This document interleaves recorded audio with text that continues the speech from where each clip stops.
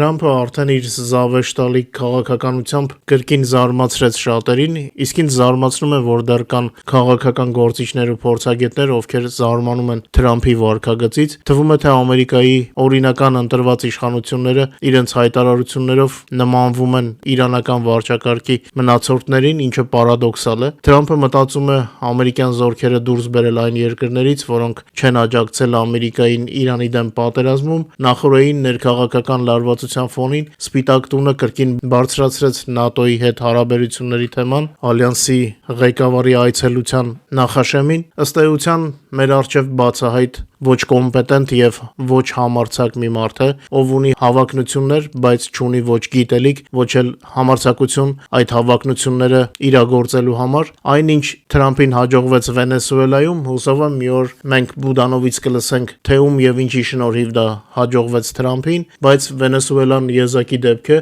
Մնացած բոլոր հարցերում Թրամփը շարունակում է բարձրագույն հայտարարություններ անել եւ իր ոչ կոմպետենտ քայլերով միայն ծիծաղ կամ զայրույթ առաջացնել, բայց ես կցանկանայի, որ մենք հստակ տարբերակ էինք Ամերիկան այսպես կոչված զվարճալի մարդուց, հատկապես Իրանի հարցում։ Իդեպ այսօր մեր եթերի երկրորդ մասում ամերիկյան քաղաքականությանը սովորականից մի փոքր ավելի շատ ժամանակ կհատկացնենք։ Այնտեղ տեղի են ունենում իրադարձություններ, որոնց մասին կարևոր եմ համարում ձեզ տեղեկացնել, այն որ ամերիկյան եւ եվրոպական էլիտաները քաղաքական պատերազմ են մղում Թրամփի դեմ, դա մի հարց է, բայց այն փաստը, որ Իրանում հանցավոր վարչակարգ էր եւ դրա հետ պետք էր ինչ-որ բան անել, ակնհայտ է։ Կարծում եմ նույնիսկ ամենամիամիտ մարդիկ արդեն տեսան իսլամական վարչակարգի մնացորդների դեմքը, ովքեր ստիպեցին իրանցիներին կենթանի շղթա կազմել այն օբյեկտների շուրջ, որոնք ըստ Թրամփի նա պատրաստվում էր ռմբակոծել, այսինքն ռեժիմը փորձում էր թաքնվել խաղաղ բնակիչների թիկունքում, իսկ այսպես կոչված զինադադարից հետո ռեժիմի մնացորդները անմիջապես սկսեցին սպառնալ վճար գանձել Հորմուզի նեղուցով անցնելու համար եւ հարվածել տարածաշրջանի երկրներին։ Կարծում եմ այս ամենի մասին տեղեկատվությունը մեր լսարանից շատերը արդեն տեսել են մեր Telegram-յան ալիքում։ Իմիջիայլոց ըստ Lloyd List-ի հետախուզական տվյալների առնվազն 26 նավ արդեն վճարել է Իրանի տարածքային ջրերով Թեհրանի կողմից հաստատված երթուղով անցնելու համար։ Դրանց թվում կան տանկերներ, որոնք պատկանում են չինական պետական ընկերություններին, դա չինացիները փող շատ ունեն։ Իրականում ստեղծվել է վտանգավոր իրավիճակ, Իրանը կորցրել է պետական կառավարումը միասնական եւ աջ ձեռքը չգիտի թե ինչ է անում ձախը։ Այն որ հարվածները հասցվում են Իրանին, վկայում է այն մասին, որ Իրանի զինանոցի ոչնչացման ռազմական ծրագիրը չի ավարտվել, ինչ էլ որ Թրամփը ասի, զինանոցի դեռևս մոտ 30%-ը պետք է ոչնչացվի, իսկ այն որ Թրամփը ներքին ճնշման պատճառով վախից դրդված նետվեց Պակիստանի գիրկը, պարզապես փորձ է լավ դեմք ընդունել վատ խաղի ժամանակ։ Իմիջիայլոց պիկանտ վիճակում նորից հայտնվեց Էրդողանը, ով ցանկանում էր ինքը միջնորդ լիներ Իրանի եւ Ամերիկայի արանքում,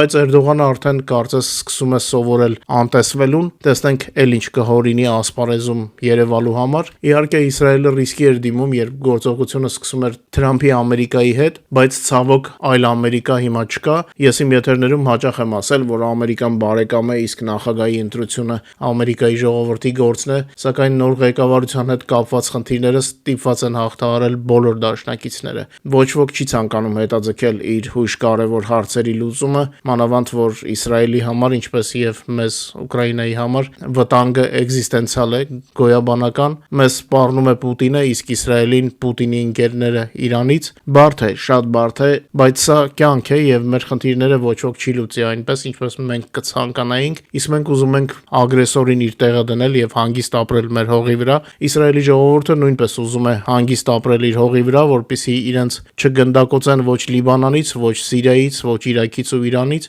ել չեմ ասում հուսիտների մասին։ Հնարավոր է, որ նրանք, ովքեր առաջին անգամ են լսում մեր եթերը, զարմանան, որովհետեւ ռուսական եւ նույնիսկ հայկական տեղեկատվական դաշտում հակառակն են ասում, քարոզչությունը փորձում է զոհին ներկայացնել դահչի դերում, բայց ինչ էլ որ գրի ռուսական քարոզչությունը, մենք պետք է մեր անենք, այսինքն ջախջախենք թշնամուն, թե ռազմաճակատում, թե թշնամու թիկունքում, ինչը ուկրաինական զորքերը անում են ամենժամյա ռեժիմով։ Ռուսաստանը, որքան պատերազմը առաջ է գնում, այնքան քիչ ռեսուրս է ունենում ագրեսիայի համար, եւ Ուկրաինան աստիճանաբար առավելության է հասնում ոլորտ առ ոլորտ։ Հիմա ասացի ու մտածեցի, չեմ զարմանա, որ այս ֆոնին Հայաստանում շատ լրատվամիջոցներ Ռուսաստանի հրահանգով շուտով հաղթական տոնը փոխեն լացակումած տոնով եւ մեր պատասխան հարվածները ներկայացնեն որպես ագրեսիայի դրսեւորում, ինչպես ասենք Իսրայելի հարվածներն են Իրանին ներկայացնում իբրև ագրեսիա եւ որոշ ընդհանրապես հոգիները կորցրած մարդիկ նույնիսկ ցեղասպանական պատերազմ են անվանում։ Այսինքն Իսրայելը, որ փորձում է տասնամյակների ընթացքում Իրանից ստացված հարվածներին պատասխանել հիմա Ամերիկայի հետ միասին, փաստորեն ռուսական մտածողություն ունեցող մարդկանց համար ագրեսիա է եւ չի բացառվում, որ հիմա նման քաղաքականություն նաեւ ուղղվի Ուկրաինային, քանի որ Ռուսաստանի ռեսուրսները պակասում են եւ նրանք ցանկանալու են միևնույն է իրենցը առաջ տանել։ Կրեմլը կարող է փորձել օգտագործել Թրամփի եւ նրա թիմի ոչ կոմպետենտությունը եւ հաղթական ֆոն ստեղծելու համար բավարար ռեսուրսների բացակայության դեպքում Պուտինի վարչակարգը կարող է զոհ ձևանալ, ինչպես դա անում է հենց Իրանը, չէ՞ որ իսլամիստները նույնպես տասնամյակներ շարունակ լռում էին Իսրայելի նկատմամբ իրենց գործողությունների մասին եւ իսլամիստների հետ միասին նաեւ ռուսական ռոպագանդան էր դա այլ կերպ ներկայացնում։ Ես նայում եմ հայկական մեդիա դաշտին, տեսնում եմ մի ամբողջական պինդ ձևավորված ռուսական մթնոլորտ, անգամ այնտեղ, որտեղ իրենց համոզված հակառուս են համարում, ցավոք սրտի, այնպես որ մեր դեմ կանգնած են հսկայական քանակությամբ ռուս քարոզիչներ եւ եթե նրանք հանկարծ որոշեն փոխել իրենց նարատիվները,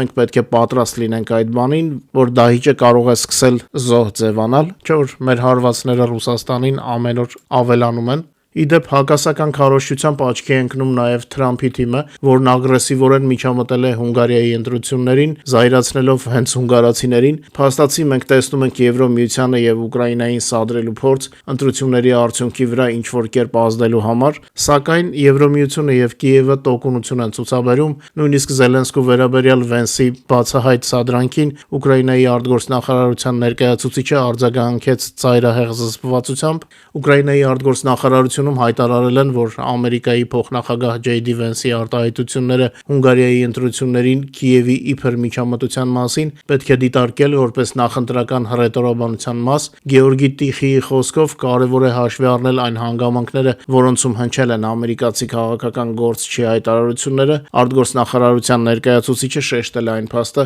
որ լրագրողները բազմիցս փորձել են սադրել Ամերիկայի փոխնախագահին կտրուկ հայտարարություններ անելու համար։ Ուկրաինայի արտգործնախարարության խոսնակը կարծում է, որ շատ դեպքերում Վենսը նման հարցերին պատասխանել է չեզոք։ Կիևը հակված չէ առանձին ձևակերպումներին չափից ավելի նշանակություն տալ։ Ինձ թվում է հենց այս արհամարական վերաբերմունքը նաև հենց այն պատասխանն է, որին արժանի է Վենսը։ Բայց անկախ նրանից, թե ինչ կգրեն կամ կասեն Մոսկվայից կամ նրանց աջակցող այլ կենտրոններից, Ուկրաինան պաշտպանվում է եւ անում է դա այնքան հաջողությամբ, որ պուտինիստները սկսում են նախանձել։ Վստահ եմ մեր տելեգրամյան ալիքի բաժանորդները դա կհաստատեն։